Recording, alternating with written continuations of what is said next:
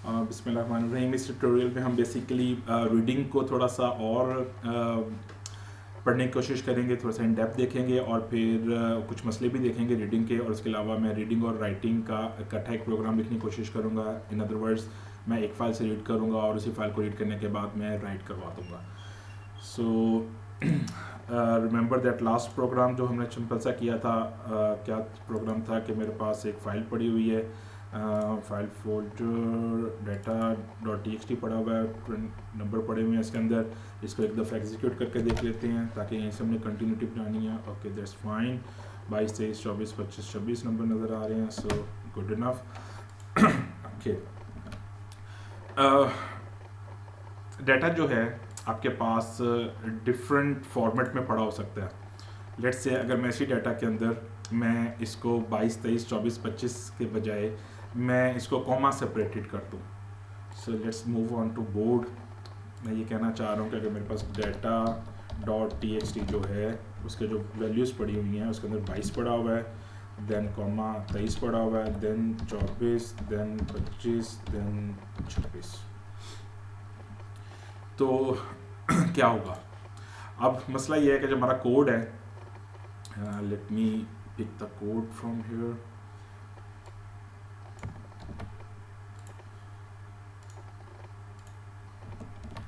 सो जो हमारा कोड है वो बेसिकली क्या करेगा, सो उसको देखना बहुत ज़रूरी है। गड़बड़ क्या होगी?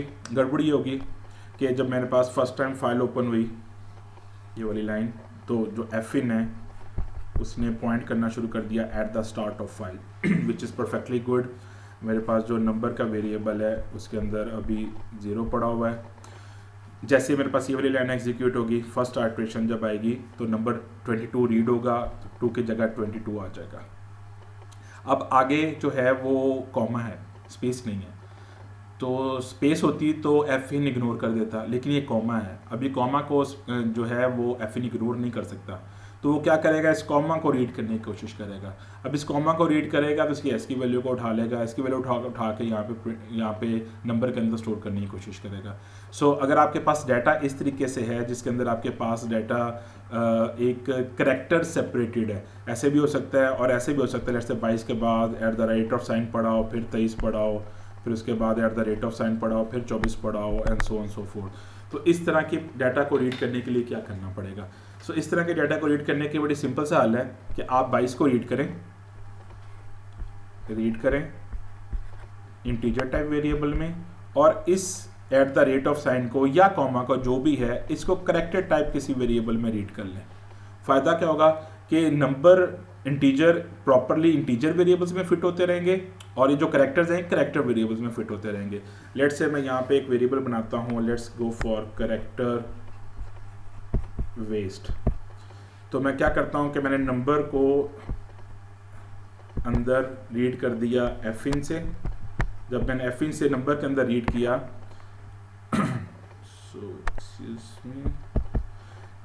जब मैंने एफ इन से नंबर के अंदर रीड किया इस लाइन से, तो 22 रीड होके मेरे पास नंबर के वेरिएबल में आ गया। उसके बाद मैंने एफ इन करवाया, एफ इन करवा के मैं ले आया किसमें, वेस्ट के वेरिएबल में। तो at the rate of sign waste में आ जाएगा, दोबारा फिर लूप चलेगी, नंबर जो होगा वो इंटीजर वेरिएबल्स में जाना शुरू हो जाएंगे, और जो मेरा वेस्टेज वाला वेरिएबल है वो बेसिकली आप ये समझिए कि मैं फॉल्स रीडिंग कर रहा हूँ ताकि मैं एक्चुअल रीडिंग कर सकूँ। और आप ये समझें कि मेरे पास मैं जंप नहीं कर सकता, मैं फाइल पॉइंटर को एक दफ़े दूसरे जंप नहीं करवाना चाह रहा, मैं बेसिकली फॉल्स रीडिंग कर रहा हूँ, यानी रीडिंग करके वेस्ट करने की कोशिश कर रहा हूँ। सो इस केस में भी मैं क्या करूँगा कि मैं 22 को रीड करवाऊँगा इंटीजर में, कॉमा को रीड करवाऊँगा वेस्ट के वेरिएबल में, फिर 23 और फिर 24 और फिर 25। सो इसी फॉर्मेट को ज़रा एक दफ़ा समझ लें। लेट से मैं जो मेरे पास data.txt है मैं इसका फॉर्मेट चेंज करता हूँ। अभी एक दफ़ा चला के देख लें ताकि आपको तसल्ली हो जाए कि इसका फॉर्मेट बिल्कुल ठीक है, कोई इशू नहीं है।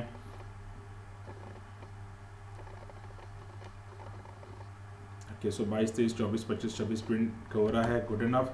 अब इसको ज़रा प्रिंट करवाने करते हैं 22 at the rate of sign, फिर 23, and then at the rate of sign 24, then at the rate of sign 25, and then @(साइन 26। अब इस फाइल को रीड करवाने की कोशिश करते हैं। सो इस फाइल को रीड करवाएंगे तो आउटपुट क्या आ रही है 22 और उसके बाद 00000। क्यों? क्योंकि जब उसने इस फाइल में रहते हुए जब @(साइन को रीड करने की कोशिश की है तो उसने इंटीजर में उसको क्या रीड करेगा, तो करेक्टर है। तो अब इस चीज़ को फॉल्स रीड करने के लिए, क्योंकि एक इंटीजर से दूसरे इंटीजर में जो डिफ्रेंसिएशन हो रही है वो बेसिकली एक करेक्टर से हो रही है। वो करेक्टर कोई भी हो सकता है, वो कॉमा भी हो सकता है, वो @(साइन भी हो सकता है, वो आपकी मर्जी आप कौन सा करेक्टर करते हैं। या जब क्वेश्चन के अंदर जब हम आपको फाइल्स दिया करेंगे तो हम आपको करेक्टर सेपरेटेड फाइल कोई भी दे सकते हैं। सो इसको एग्जीक्यूट करने के लिए अब मुझे यहाँ पे अपनी रीडिंग स्कीम में थोड़ा सा चेंज करना पड़ेगा। मैं साथ एक और वेरिएबल बना रहा हूँ, let's go for character waste and then जब मैं रीड करता हूँ तो मैं नंबर को रीड करने के बाद एक दफ़ा एफ करवा लेता हूँ किसके अंदर, वेस्ट के अंदर। सो होगा क्या let me open the file again. So होगा क्या 22 रीड होके नंबर में आ जाएगा, फॉल्स रीडिंग है मुझे करनी पड़ेगी ताकि मैं 23 तक जा सकूं, वो वेस्ट के वेरिएबल में आ जाएगा और उसके बाद 22 प्रिंट हो जाएगा। फिर 23 रेडी होगा, 23 रीड होगा, फिर 23 के बाद वाला @(साइन वेस्ट में आएगा और फिर 23 प्रिंट होगा and so on so forth. So let's try to run that.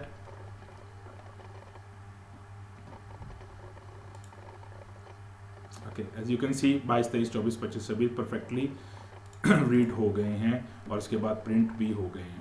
Read होने का मतलब ये है कि रीड होके मेमोरी में नंबर के वेरिएबल में आ गए। यहाँ पे कोई अरे होती है तो ऑफकोर्स अरे में भी आ जाते हैं, आपकी मर्जी है, मैं एक सिंपल सा वेरिएबल यूज़ कर रहा हूँ। और इसी तरीके से अगर आप मुझे अलाउ करें और मैं यहाँ पे @(साइन के बजाय मैं कॉमा दे देता हूँ तो then what will happen. So same scenario है, कोई फ़र्क नहीं पड़ना चाहिए क्योंकि मैं करेक्टर हो, कोई भी करेक्टर हो आप दे दें, मैं इसको वेस्ट करवा रहा हूँ, इसको एग्जीक्यूट करें, आपको सेम ही आउटपुट आनी चाहिए 22, 23, 24, 25, 26। सो जेन में रखिएगा कि फाइल हमेशा फॉर्मेटेड हुआ करेगी। फॉर्मेटेड का मतलब है कि अगर कॉमा सेपरेटेड नंबर हैं तो कॉमा सेपरेटेड नंबर होंगे, अगर आपके पास स्पेस सेपरेटेड है स्पेस सेपरेटेड होंगे। कोई ऐसा यानी आप समझे कि स्ट्रक्चर डाटा आपको गिवन होगा। ऐसा नहीं हो सकता कि 4 लाइनें जो हैं वो कॉमा सेपरेटेड हैं, फिर 5वीं स्पेस सेपरेटेड होगी है, फिर 8वीं जो है वो कॉमा सेपरेटेड है। इस तरह मिक्स एंड मर्ज करके डाटा नहीं होगा। डिफरेंट डाटा टाइप्स एक फाइल के अंदर आ सकती हैं लेकिन वो भी स्ट्रक्चर्ड के तौर पे काउंट होंगी। ऐसा नहीं होगा कि वो रैंडमली बस पिक हो कि आप कोई भी फाइल दे दें और आप उसको रीड करना शुरू कर दें। सो ये हो गया आपकी वेस्टेज वाला कॉन्सेप्ट। मैं इसको अभी रिमूव कर रहा हूँ जस्ट टू मेक श्योर कि कोई नेक्स्ट प्रोग्राम में गड़बड़ ना हो सके। But let me get rid of that and let me get rid of that. So I hope कि आपको समझ आ गई होगी कि आपने इसको किस तरीके से लेके चलना है। अब नेक्स्ट कॉन्सेप्ट जो है उस कॉन्सेप्ट की भी थोड़ी सी बात करते हैं कि व्हाट इफ़ अगर मेरे पास ऐसा डाटा है जो डाटा मेरे पास मल्टीपल डाटा टाइप्स को, एक ऐसी डाटा फाइल है जो कि मल्टीपल डाटा टाइप्स के साथ मिल के आई है, तो तब क्या करेंगे। सो इसको करने के लिए ज़रा स्पेस बनाते हैं यहाँ पे। Let me guess here.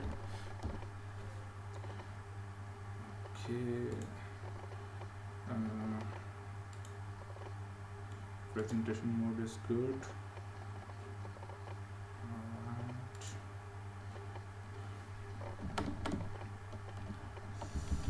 So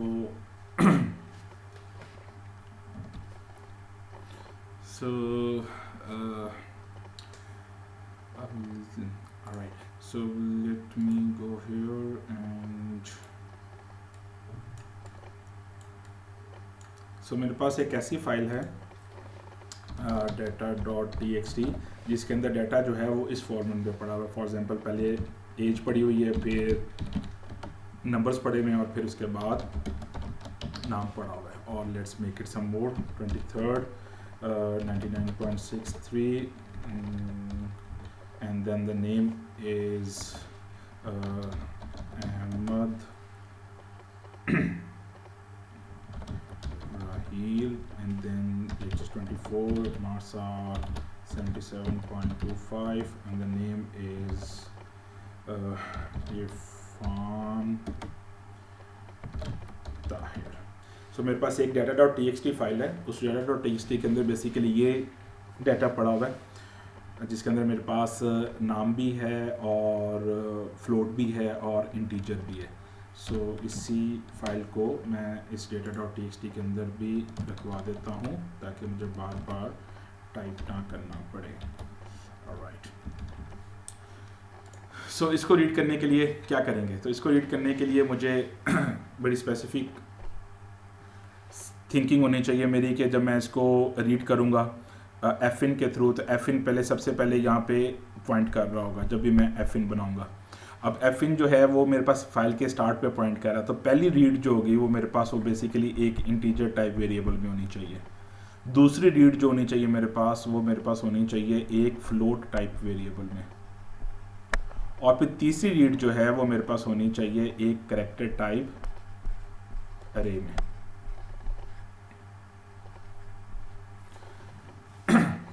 so indirectly अगर मैं वेरिएबल्स बनाता हूँ, लेट्स गो फॉर इंटीजर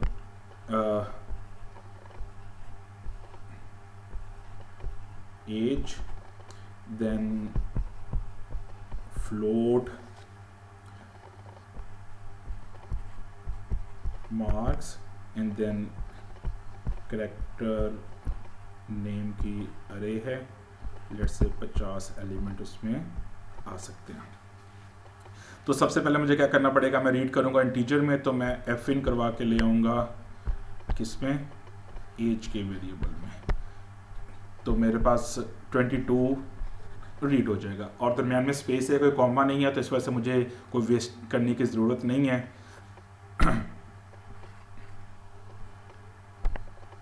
उसके बाद मैं एफ इन करवा के ले आऊँगा किसमें, मार्क्स के अंदर।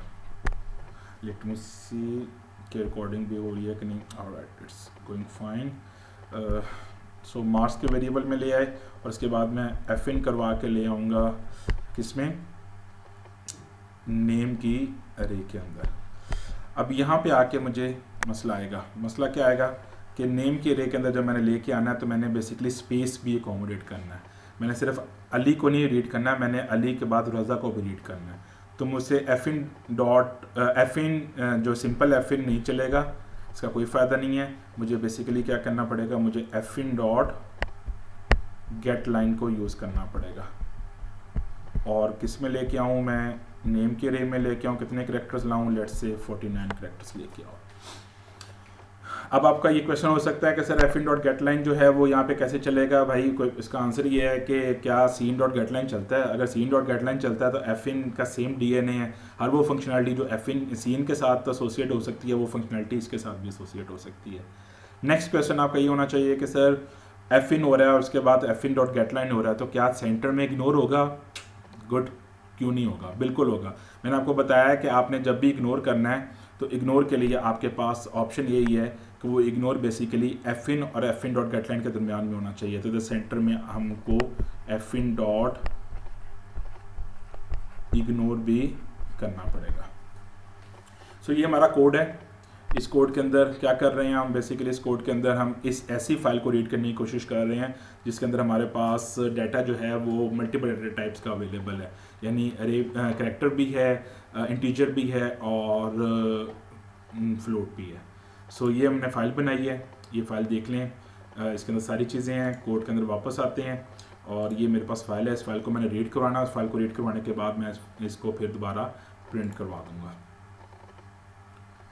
ओके, सो फाइल स्टोर्ड है, let's make the variables.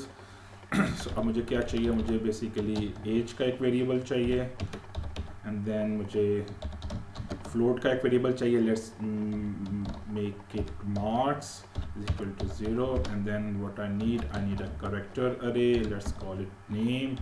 Size क्या होगा 50, इनिशियल वैल्यू क्या होगी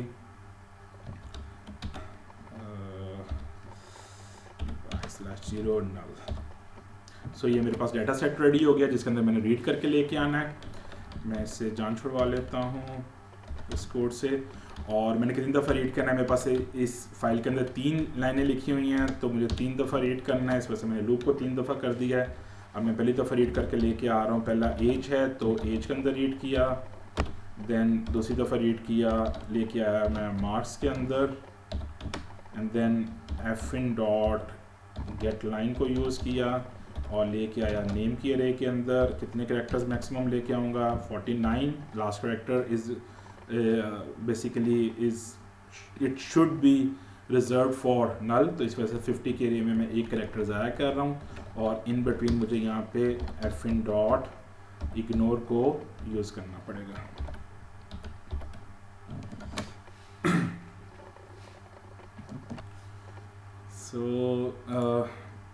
हम हैं अभी हमने तीनों वेरिएबल्स को रीड किया, एज को रीड किया, उसके बाद हमने मार्क्स को रीड किया, उसके बाद गेट लाइन में नेम को रीड किया, सेंटर में इग्नोर को सैंडविच किया। अगर मेरे पास सही रीड हो गया होगा तो मुझे सी आउट करवा के चेक करवा लेना चाहिए। किसको चेक करवाऊँ? लेट्स से मैं चेक करवाता हूँ नेम और उसके बाद मैं चेक करवाता हूँ कि एक स्पेस के बाद एज और फिर एक स्पेस के बाद right, so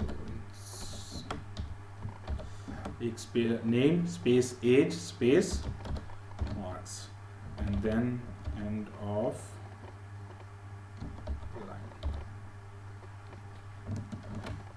so comes the file. File के अंदर आइडियली स्पीकिंग 22 रीड होके एज में जाएगा, 33.33 रीड होके मार्क्स में जाएगा, जो बफर है वो क्लियर होगा, फ्लश हो जाएगा। उसके बाद गेट लाइन से अली और स्पेस रज़ा सारा जो लाइन है पूरी की पूरी लाइन वो रीड हो जाएगी और नेम की अरे में आ जाएगा। प्रिंट क्या होगा? पहले नेम प्रिंट होगा, फिर एज प्रिंट होगी, फिर उसके नंबर प्रिंट होंगे। So let's try to run that code.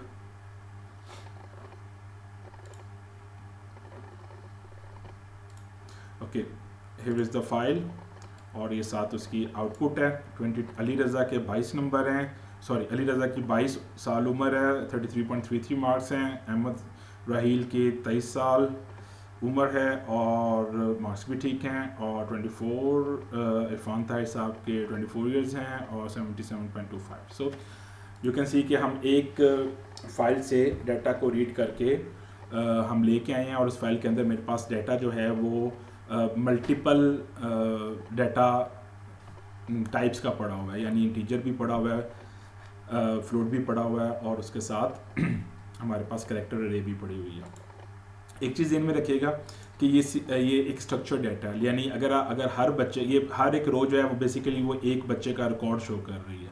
तो मेरे पास अभी सिर्फ 3 रोज़ हैं, लेकिन अगर मेरे पास लेट्स से 1000 रोज़ भी होती है तो वो इसी सीक्वेंस में पड़ी होती है, यानी पहले उसकी एज पड़ी होती है, बाद में उसके नंबर्स पड़े होते हैं और बाद में उसका नाम पड़ा होता है। और आप इसको उल्टा भी कर सकते हैं, यानी पहले आप नाम रखवा दें, बाद में नंबर रखवा दें, बाद में एज रखवा दें। ऑफ कोर्स उसके अंदर थोड़े से मसले आएंगे, वो बाद में देखेंगे, लेकिन कहने का मकसद ये है कि स्ट्रक्चर्ड फाइल को रीड करना है हमने, ताकि स्ट्रक्चर्ड फाइल को रीड करने के लिए आपको बार बार इंस्ट्रक्शंस को चेंज ना करना पड़े। सो अब हमने ये जो फाइल बनाई है data.txt, अब इसी फाइल से हमने रीड करके हम वेरिएबल्स में ले आए हैं। मैं चाहता हूँ कि हम इसको थोड़ा सा डिफरेंट फाइल्स के अंदर राइट करवाने की कोशिश करें, लेकिन उस डिफरेंट फाइल्स के अंदर राइट करवाने से पहले एक बड़ी इंपॉर्टेंट चीज़ है। फॉर एग्जांपल अगर आप मुझे अलाउ करें कि मैं इस फाइल को पिक करूं यहाँ से और मैं इसको डेस्कटॉप के ऊपर पेस्ट कर दूँ। सो इसका मतलब है कि जब मैं आप एग्जीक्यूट करूँगा तो इसको कोई फ़ाइल नहीं मिलेगी, क्योंकि मैंने फ़ाइल तो बिल्कुल यहाँ से डिलीट कर दी है। इस फोल्डर में देखें आपके पास data.txt की फ़ाइल नहीं है। तो अगर मैं इसको एग्जीक्यूट करता हूँ तो व्हाट हैपन, तो इसको आप एग्जीक्यूट करें तो आप देख रहे हैं कि 000 प्रिंट हो रहा है। क्यों? क्योंकि वो तो नल है, अरे हमारे पास नल है और इंटीजर वैल्यू 0 है और फ्लोट वैल्यू भी 0 है, तो वो जो बाय डिफ़ॉल्ट वैल्यूज़ है उसको वो प्रिंट करता जा रहा है। सो इस चीज़ को टैकल करना चाहिए, हमें देख लेना चाहिए कि अगर गलती से हमने एक ऐसी फ़ाइल हमने रखी नहीं फ़ाइल, तो वो फाइल जब नहीं रखी तो वो फिर कैसे उसको रीड करने की कोशिश करेगा। तो इसके लिए आपके पास एक बिल्ट इन फंक्शनलिटी अवेलेबल है, आप उसको यूज़ कर सकते हैं। मैं यहाँ पे यूज़ कर सकता हूँ इफ़ लेट्स से fin.is_open, ये एक फंक्शन है और इसका पर्पज़ ये है कि ये आपको ट्रू या फॉल्स रिटर्न करेगा। ट्रू कब रिटर्न किया करेगा वो भी देख लेते हैं, फॉल्स कब रिटर्न करेगा वो भी देख लेते हैं। सो is_open को यूज़ किया और अगर ये चलता है मेरे पास तो मेरे पास ये काम हो, अदरवाइज एल्स के केस में प्रिंट करवा दें सी आउट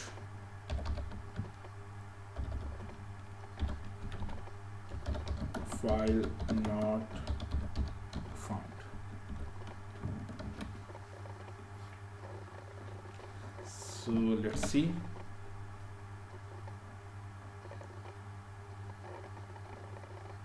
सो मुझे वो कह रहा है file not found, which is good. मुझे पता चल गया कि मैंने कोई गलती की है, क्योंकि मैंने तो data.txt की फाइल यहाँ पे रखी ही नहीं हुई।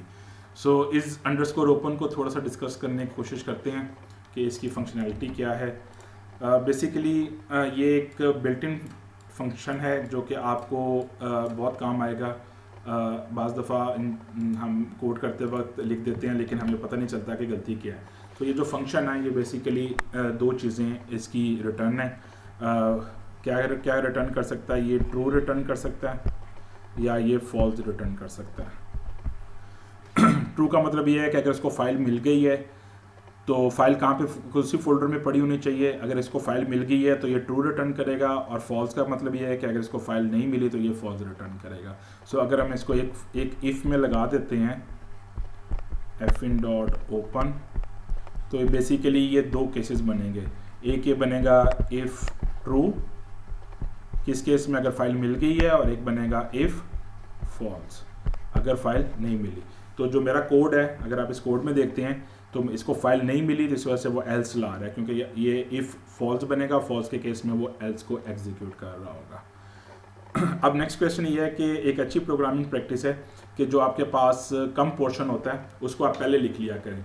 फॉर एग्जांपल, अगर मेरे पास ये जो सी आउट है, ये जो एल्स पोर्शन है, ये मुझे पहले लिख लेना चाहिए लाइक दिस। मुझे ये सी आउट जो है इसको पहले करवा लेना चाहिए इस इफ़ के केस के अंदर, और ये वाला कोड जो है, इस कोड को मुझे इस एल्स में करवाना चाहिए। रीज़न क्या है इसकी? रीज़न ये है कि जब आपके पास इमेजिन करें कि आप रीड हो गया है, तो रीड हो गया है तो फिर वो लेट्स से 50 लाइनों का कोड है, तो 50 लाइनों के बाद इस इफ़ का जो एल्स होगा वो नीचे 50 लाइनों के बाद पड़ा होगा। तो अच्छी प्रोग्रामिंग प्रैक्टिस ये है कि जो ब्लॉक आपके पास छोटा है उसको पहले लिख लिया करें। सो अब मुझे इसको भी इन्वर्स करना पड़ेगा। अब इसका केस ये है कि अगर मुझे फाइल नहीं मिली, सो मैंने नॉट लगाना पड़ेगा। अगर मुझे फाइल नहीं मिली तो फाइल नॉट फाउंड कर दो, और अगर फाइल मिल गई होगी तो ये इफ़ फॉल्स बनेगा तो एल्स के केस में ये प्रिंट करवाना शुरू कर देगा। और यहाँ पे मैं एक मैसेज भी प्रिंट करवा लेते हैं, लेट्स से सी आउट, और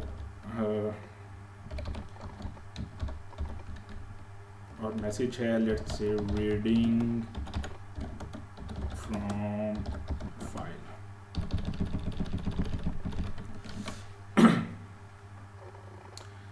So let's try to execute that.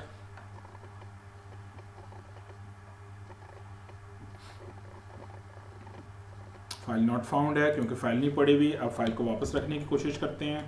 मेरे पास ये data.txt पड़ी हुई थी, इसी data.txt को पिक करते हैं, अपने फोल्डर के अंदर लेके आते हैं, डिज़ायर्ड फोल्डर के अंदर, और इसके बाद मेक श्योर कि इस data.txt के अंदर फॉर्मेट डाटा पड़ा हुआ है, गुड इनफ। और मैं इसको एग्जीक्यूट करता हूँ तो यू कैन सी कि रीडिंग फ्रॉम फाइल का एल्स पार्ट चला है, उसके बाद नाम पड़ा है और बाकी चीज़ें लिखी गई हैं। सो ज़हन में रखिएगा, इस ओपन आपको बहुत हेल्प किया करेगा। बाद दफ़ा पूरा कोड लिख चुके होंगे और आप कहेंगे ये पता नहीं क्या हो गया है, लेकिन जब भी आप फाइल रीड करने की कोशिश करें, इस ओपन को चेक करके तसल्ली कर लें फाइल ओपन हुई है कि नहीं हुई। बाज़ दफ़ा ऐसा भी होता है कि अभी तो आप अपने लैपटॉप में काम कर रहे हैं, आप नेटवर्क पे बैठे हुए हैं, किसी ऐसे फोल्डर के अंदर फाइल रख देते हैं जहाँ से ऑपरेटिंग सिस्टम आपको अलाउ नहीं करता फाइल रीड करने के लिए, तो फिर क्या होगा? तो ऑपरेटिंग सिस्टम अलाउ नहीं कर रहा होगा तो इस ओपन आपको मैसेज बता देगा कि फाइल ओपन नहीं हो रही। अब हम करते ये हैं कि हमने ये जो सी आउट करवाया, हम सी आउट नहीं करवाते, हम इनको बेसिकली डिफरेंट फाइल्स के अंदर आउटपुट करवा लेते हैं। सो इसको भी ज़रा देख लें कि अगर मैंने एक दफ़ा रीड कर लिया एक फ़ाइल से तो क्या मैं इसको डिफरेंट फाइल्स के अंदर आउटपुट करवा सकता हूँ। सो अब मैं वही काम करता हूँ जो कि हमने इससे पिछले वैल्यूज़ में किया था, पिछले लेक्चर में किया था। मैं यहाँ पे ऑफ स्ट्रीम का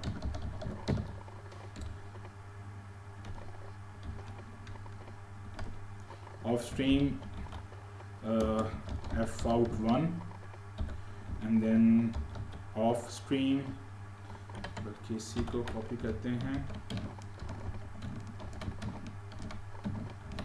so off stream fout2 and then off stream fout, this one is 2, this one is 1 and this one is 3. Okay so मेरे पास 3 ऑब्जेक्ट्स बने ऑफ स्ट्रीम के, और मैं करना क्या चाह रहा हूँ कि मैं data.txt से नाम अलहदा फाइल में रखवाना चाह रहा हूँ, मार्क्स अलहदा फाइल्स में रखवाना चाह रहा हूँ और नाम को अलहदा फाइल्स में रखवाना चाह रहा हूँ। अब इसके बाद मैं फाइल्स को ओपन करता हूँ जो इसमें मैंने राइट करवाना है effort1.open, और क्या राइट करवाना चाह रहे हैं, फाइल का नाम क्या है, let's say age, let me right age.txt and then fout2.open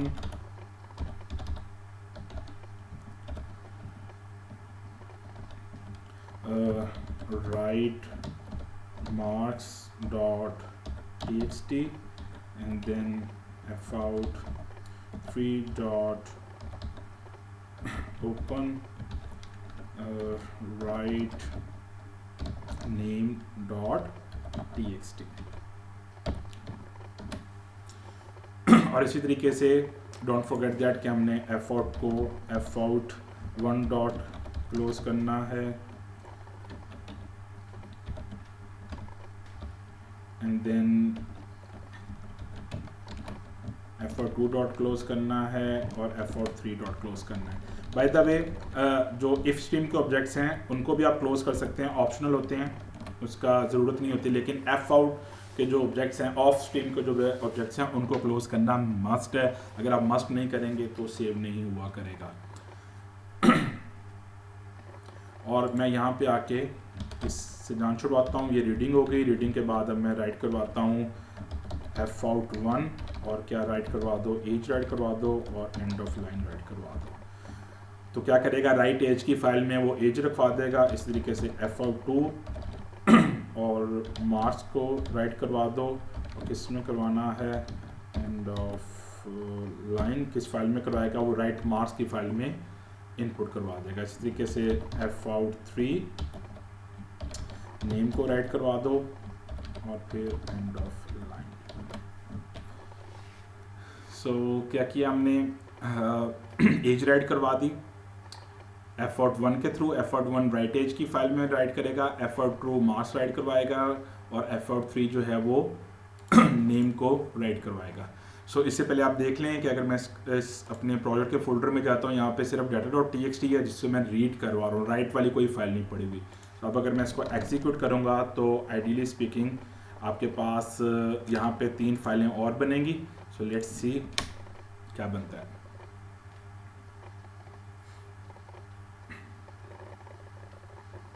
okay so reading for file good. उसके बाद मैंने कोई सी आउट नहीं यूज़ किया हुआ तो मुझे मैसेज आया कि फ़ाइल रीड हो गई है। अब आप जाके देखें इसमें, ओके गुड। सो हमारे पास 3 फाइल्स बन गई हुई हैं। एज को क्लिक करेंगे तो हमारे पास एजेस आ रही हैं, और मार्क्स को क्लिक करेंगे हमारे पास मार्क्स आ रहे हैं, और इस तरीके से नेम को क्लिक करेंगे तो हमारे पास नेम आ रहे हैं। सो ये एक सिंपल सा ट्यूटोरियल था जिसके अंदर हमने क्या किया, हमने एक फाइल से इनपुट करवाया, data.txt से इनपुट करके हम मेमोरी में लेके आए हैं, वेरिएबल्स में लेके आए हैं, और फिर उस वेरिएबल्स को हमने एक एक करके डिफरेंट फाइल्स के ऊपर आउटपुट करवा दिया। सो आई होप आपको समझ आ गई होगी। इसकी प्रैक्टिस ज़रूर कर लीजिएगा क्योंकि जो नेक्स्ट लेक्चर होगा वो इसी की कंटिन्यूटी से बनेगा।